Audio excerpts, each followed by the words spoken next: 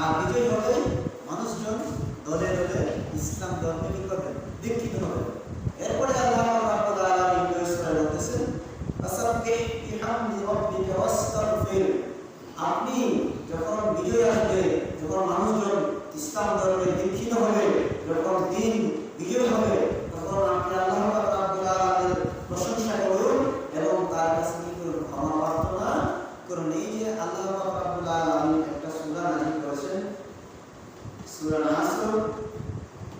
এই সূরাটা মুহাদ্দিসিনে কেরাম বলেছেন মক্কা বিজয়কে উদ্দেশ্য করে এই সূরাটা আল্লাহ রাব্বুল আলামিন নাযিল করেছেন। আমরা যদি পিছন দিকে তাকাই, ইসলামের ইতিহাসের দিকে তাকাই, প্রথম মক্কার দিকে তাকাই, এই যে মক্কা বিজয়, আল্লাহ রাসূল সাল্লাল্লাহু আলাইহি ওয়াসাল্লাম পবিত্র মক্কাকে বিজয় করেছেন 8ম হিজরিতে। এই মক্কা বিজয়ের পিছনে কতগুলো তাজা প্রাণ জড়ে গিয়েছে বদরে, উহুদে, খন্দকে। কতগুলো তাজা প্রাণ জড়ে যাওয়ার পরে, কতগুলো তাজা প্রাণ জড়ে যাওয়ার পরে যারা ইসলামের জন্য শহীদ হয়েছে, তাজা প্রাণগুলো জড়ে যাওয়ার পরে আল্লাহ পাক রাব্বুল আলামিন মক্কা বিজয় করে দিয়েছেন। প্রথম মুক্তি করে দিয়েছেন মক্কাকে। রাসূল সাল্লাল্লাহু আলাইহি ওয়াসাল্লামের জন্য বিজয় করে দিয়েছেন। এই মক্কা প্রথম মক্কা আল্লাহ রাসূল সাল্লাল্লাহু আলাইহি ওয়াসাল্লাম মক্কায় অবস্থানকালে রাসূল সাল্লাল্লাহু আলাইহি ওয়াসাল্লাম যখন শিরক আর তাওহীদের মধ্যে প্রার্থনা করা শুরু করে দিলেন, এক আল্লাহ পাক রব্বুল আলামিন, গুণগান আল্লাহ পাক রব্বুল আলামিন তাওহীদ প্রচার করা শুরু করে দিলেন, তখন তার বংশে তার গোত্রের স্বরূপ রাসূল সাল্লাল্লাহু আলাইহি ওয়াসাল্লাম পিছনে গেলেন। তাকে অমানসিক নির্যাতন, সাহাবায়ে কেরামকে অমানসিক নির্যাতন, এমনকি আল্লাহ রাসূল সাল্লাল্লাহু আলাইহি ওয়াসাল্লামকে হত্যা করা, আল্লাহ রাসূল সাল্লাল্লাহু আলাইহি ওয়াসাল্লামকে মেরে ফেলার প্ল্যান করলেন। তারা এই প্ল্যান করে কাজ শুরু করে দিলেন।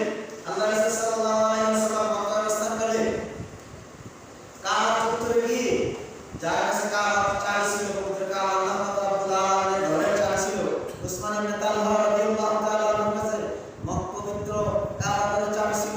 রাসূল সাল্লাল্লাহু আলাইহি ওয়াসাল্লামের মনে নিবৃত্তি একা আল্লাহ পাক রব্বুল আলামিনের শেষে আল্লাহ পাক রব্বুল আলামিনের ইবাদত করলেন। নিবৃত্তি বসে, নিরঞ্জন যন্ত্রায় বসে, একদম নীরবে বসে আল্লাহ পাক রব্বুল আলামিনের ইবাদত করলেন। আল্লাহ পাক রব্বুল আলামিনের প্রতিবার সিজদা দিবেন। এই জন্য আল্লাহ রাসূল সাল্লাল্লাহু আলাইহি ওয়াসাল্লাম তার ভাই উসমান ইবনে তালহাকে বললেন, ওসমান ইবনে তালহা, পবিত্র মক্কা ঘরের চাবিটা আমাকে দাও, আমি আল্লাহ পাক রব্বুল আলামিনের ঘরে ইবাদত করতে চাই।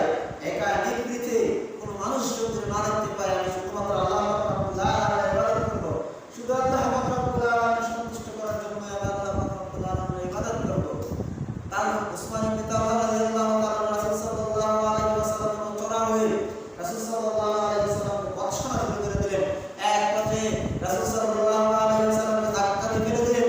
আল্লাহ রাসূল সাল্লাল্লাহু আলাইহি ওয়াসাল্লাম মুখ চোখে মাটিতে লুটিয়ে পড়লেন। রাসূল সাল্লাল্লাহু আলাইহি ওয়াসাল্লাম মাটি থেকে উঠে উসমান ইবনে তালহাকে বললেন, ও উসমান ইবনে তালহা, তুমি জেনে রাখো, একদিন কোন এক সময় একদিন আল্লাহ পাক রব্বুল আলামিন এই কাবা ঘরের চাবি আমি রাসূলুল্লাহ সাল্লাল্লাহু আলাইহি ওয়াসাল্লামের হাতে দেবেন। যখন আমি মক্কাকে বিজয় করব, তখনই আল্লাহ পাক রব্বুল আলামিন এই চাবিটাকে আমার হাতে দেবেন। তখন আমি এই মক্কার চাবির মালিক হব। আমি যাকে ইচ্ছা তাকেই চাবি দিয়ে দেব। তো মনে রাখো, এই মক্কাটা এই যে আল্লাহ পাক রব্বুল আলামিনের ঘর, কাবা ঘরের চাবিটা একসময় আল্লাহ পাক রব্বুল আলামিন আমার হাতে তুলে দেবেন। আর তখনই আমি এই চাবির মালিক হব। তখন আমার যাকে ইচ্ছা আমি তাকে চাবি দেব। উসমান ইবনে তালহা ভিতরে একটা ভয় জাগ্রত হয়ে গেছে। ভিতরে একটা ভয় জাগ্রত হয়ে গেছে। আল্লাহ রাসূল সাল্লাল্লাহু আলাইহি ওয়াসাল্লাম সারা গোটা মক্কায় আল-আমিন বানিয়েছিলেন। রাসূলুল্লাহ সত্যবাদী ছিলেন। রাসূলুল্লাহ সাল্লাল্লাহু আলাইহি ওয়াসাল্লাম সত্যবাদী ছিলেন। তার ভিতরে একটা ভয় জাগ্রত হয়ে গেছে। উসমান ইবনে তালহা আল্লাহ রাসূল সাল্লাল্লাহু আলাইহি ওয়াসাল্লামকে চাবি দিয়ে বললেন, আমি আপনাকে চাবি দিতে পারি, কিন্তু একটা শর্ত আছে।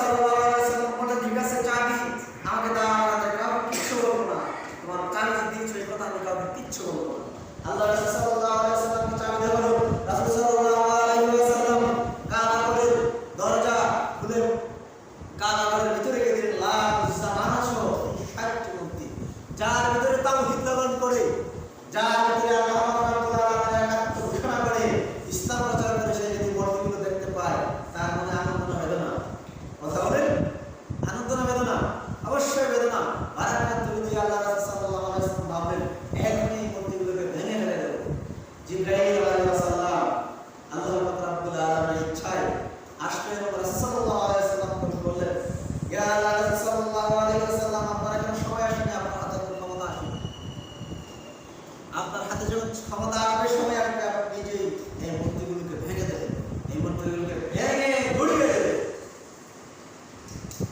আল্লাহ রাসূল সাল্লাল্লাহু আলাইহি ওয়াসাল্লাম মূর্তিগুলো ভেঙে এক সময় যখন মক্কা বিজয় হলো, রাসূল সাল্লাল্লাহু আলাইহি ওয়াসাল্লাম মূর্তিগুলো ভেঙে গুঁড়িয়ে দিলেন।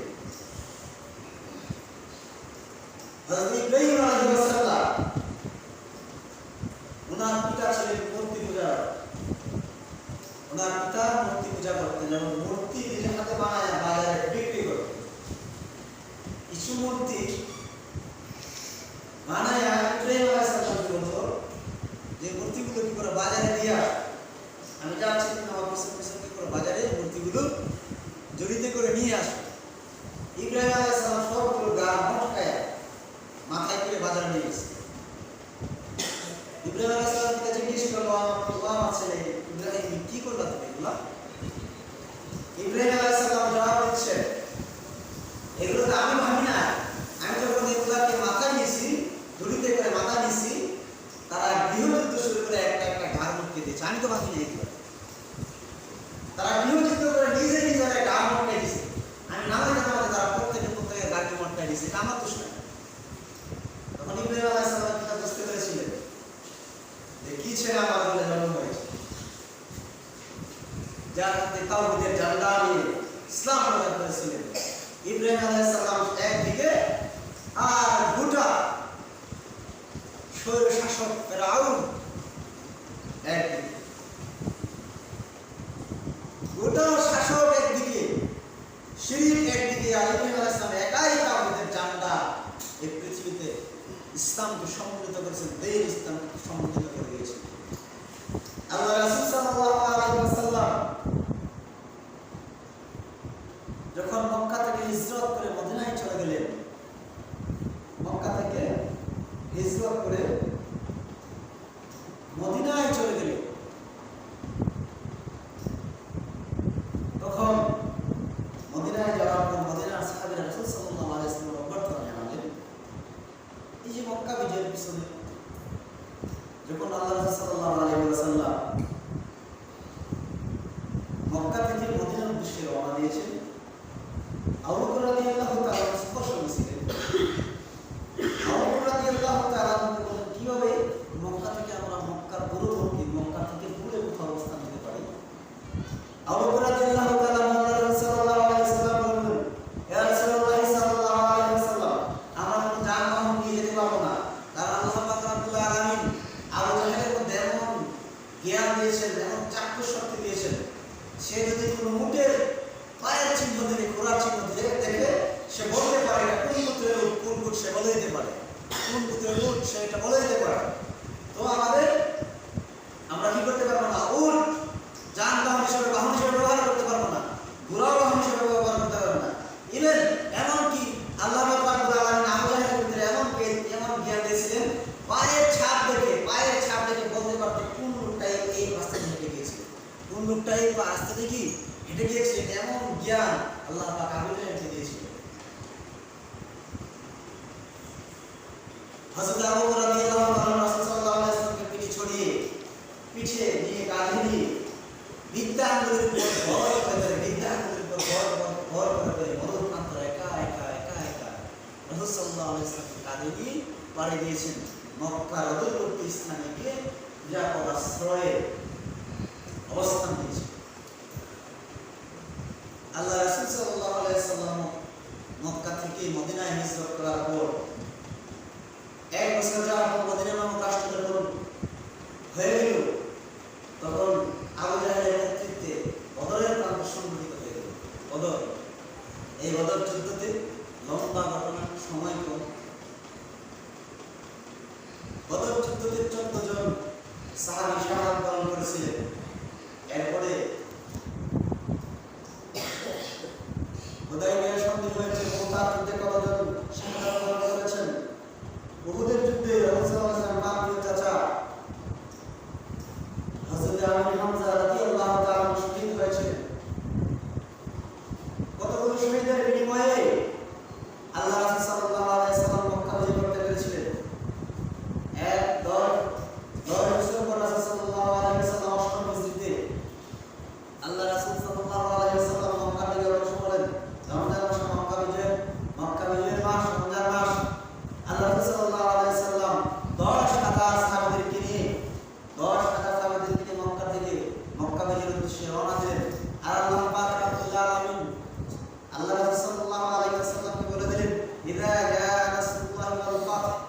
যেমন আল্লাহ রাব্বুল আলামিনের পক্ষ থেকে সাহায্য আসবে তখন বিজয় সুনির্ধারিত।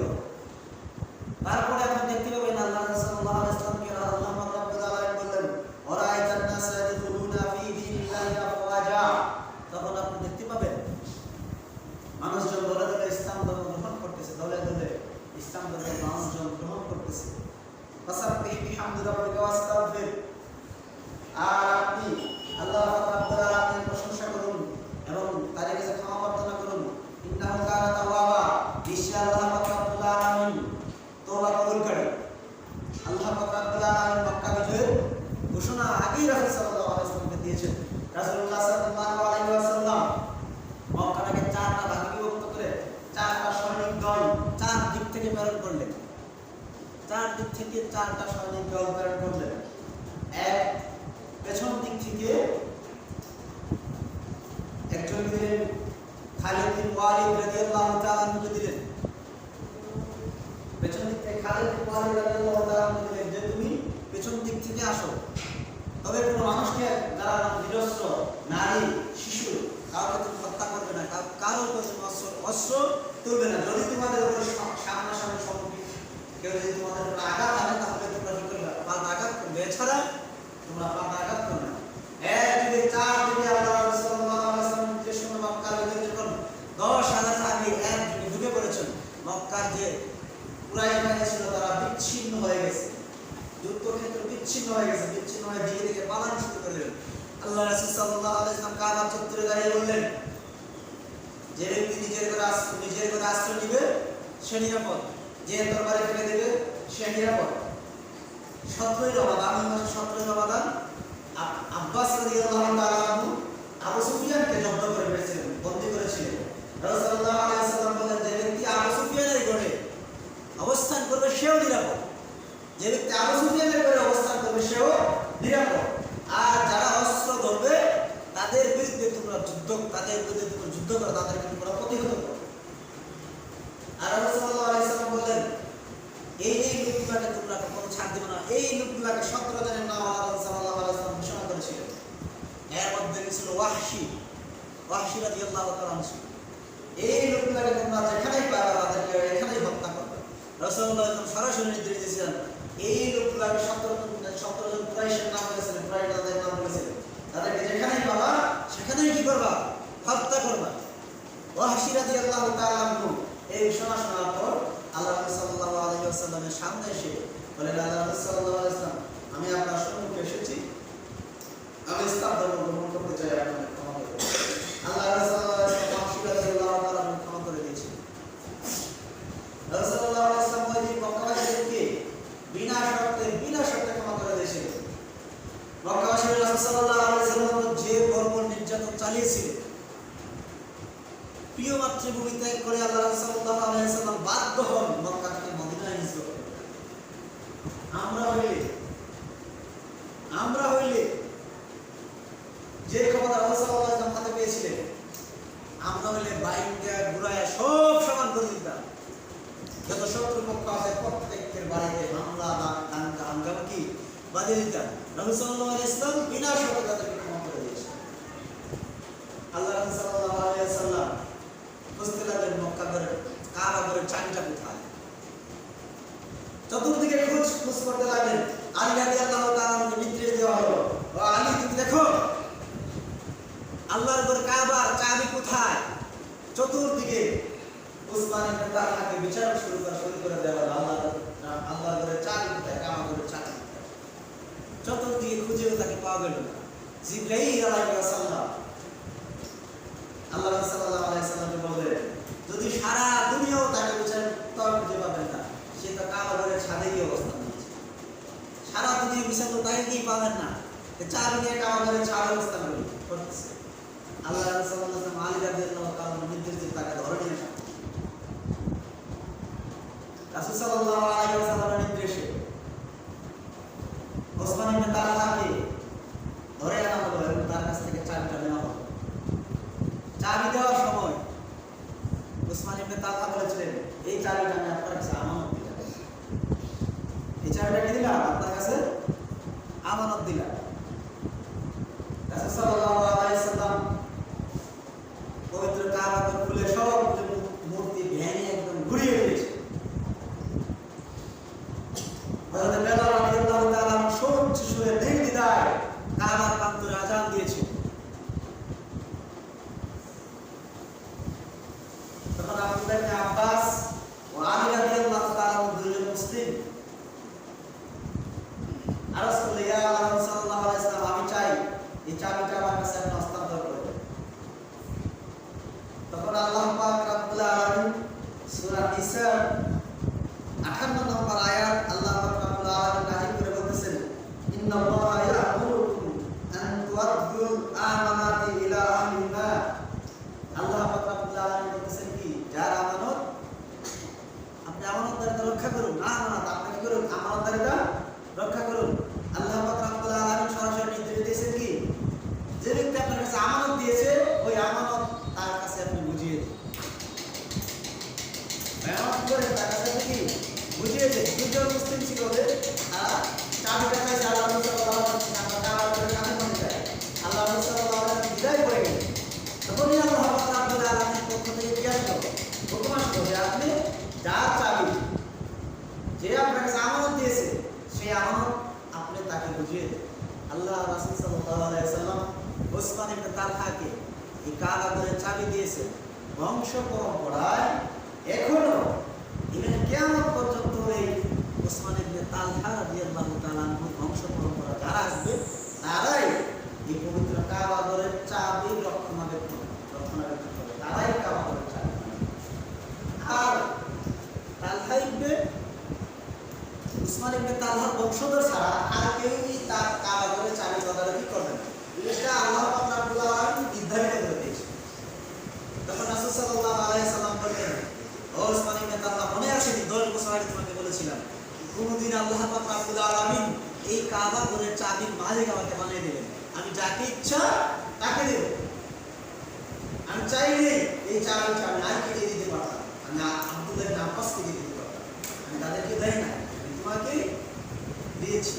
আল্লাহ রাসূল সাল্লাল্লাহু আলাইহি ওয়াসাল্লাম ছিনিয়ে নিতে আসেন না। আল্লাহ রাসূল সাল্লাল্লাহু আলাইহি ওয়াসাল্লাম এটাকে স্থায়ী করে দিতে চান। এই কাবার চাবিটাকে তার বংশ পরম্পরায় উসমান ইবনে তালহা রাদিয়াল্লাহু তাআলা বংশ পরম্পরায় একবারে স্থায়ী করে আল্লাহ রাসূল সাল্লাল্লাহু আলাইহি ওয়াসাল্লাম দিয়ে দিয়েছে। এই মক্কা বিজয়ের মাধ্যমে আমরা যেটা শিখতে পারি, এই দুনিয়াতে কারো ক্ষমতা চিরস্থায়ী নয়। ক্ষমতা কারো হাতে চিরস্থায়ী থাকে না। যুগের পর যুগ হলেও কি ক্ষমতা হস্তান্তর হবে, যেভাবে হোক হস্তান্তর কি হবে।